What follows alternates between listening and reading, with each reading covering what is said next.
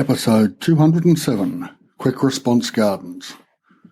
This is the World Organic News for the week ending 16th of March 2020. John Moore reporting. Decarbonise the air, recarbonise the soil. In reference to last week's episode, number 206, two different no-dig gardening systems, I call for any listeners who understood the carbon drawdown effects of lasagna gardening structures I was talking about. A big thank you to Peter McCarthy for his response. Quote, as far as your question about how the lasagna system works as regard nitrogen drawdown, open brackets, which is a concept I don't believe is a long-term problem in any case, assuming you have a complex biodiverse system that is going towards abundance, smiley face close brackets. My observations are that this system, when freshly layered and planted, that is, the layers have not yet become good soil, is that the plant roots can find the nutrient throughout the layers as the plant needs them. The fresh chicken manure that when fresh would normally burn roots doesn't in the lasagna system, since the roots are 5 centimetres above any nitrogen deprived in the straw/leaf layer. The plant can pick and choose and adjust the soil environment. This is a hypothesis based on observation, not proven by science. We as humans don't have to understand the mechanism. It makes us feel stupid, but often plants know best.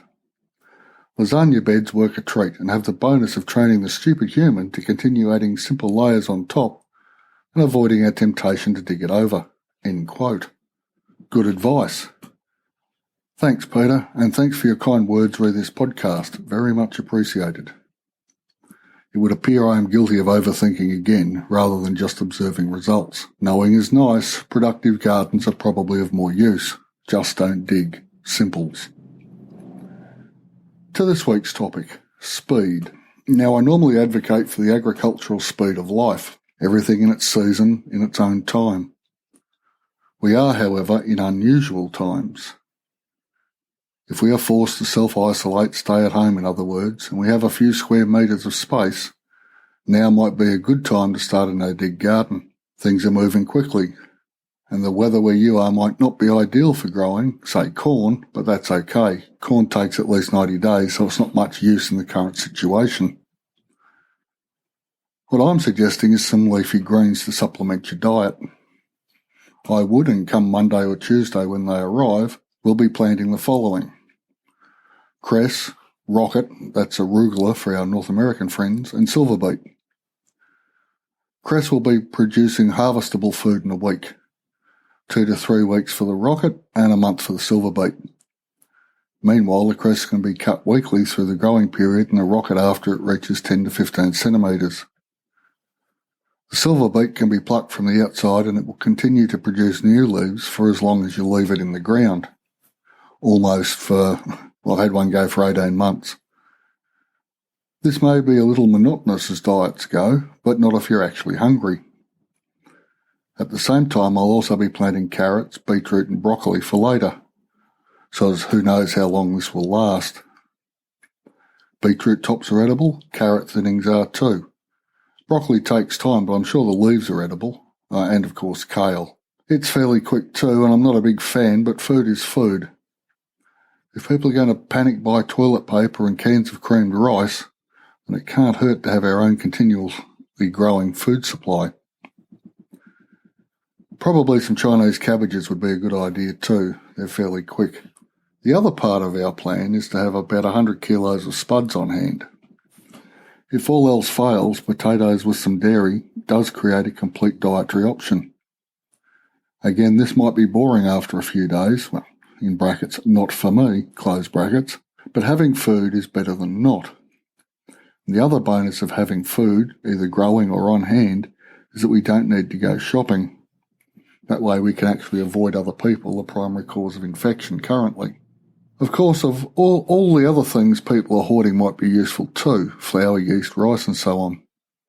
And there are any number of websites out there teaching the gentle art of bread making, if that's a thing you eat. I've been making bread for years and it is actually easy and quite therapeutic. Time is the greatest ingredient, and if you're stuck in self-isolation, it could be a good time to skill up. Start a sourdough starter today, and it'll be ready when you need it. Week to 10 days normally. The point I'm making, or trying to make in my own roundabout way, is that you can still eat well, have fresh greens, and something to do as a bonus if you are confined to your home. Even an apartment dweller can grow sprouts, as we all can, I suppose, and thereby have some access to real food without preservatives, and food that you've grown yourself. Let me be blunt. The COVID-19 pandemic could be horrific. The footage out of China and now Italy does not make for comforting viewing. We may yet have time to get some food in the ground wherever we are. Don't waste the opportunity. COVID-19 may prove to be less virulent than it currently appears to be, in which case you'll have your garden well and truly underway anyway. Win-win.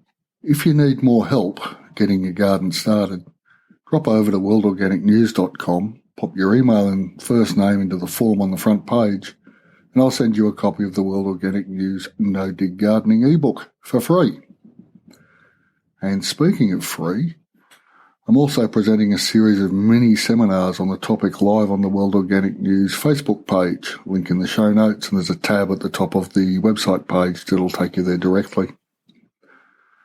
Now, that'll be the 18th or 19th of March, depending on your time zone, and it's going to run for 5 days. And this is, as I said, a free event. I'd love to see you there with any questions you have on the gentle art of no-dig gardening, and anything else really related to the topic of growing food. The link is in the show notes, of course. Just remember to decarbonise the air, recarbonise the soil. Thanks for listening, and I'll be back next week.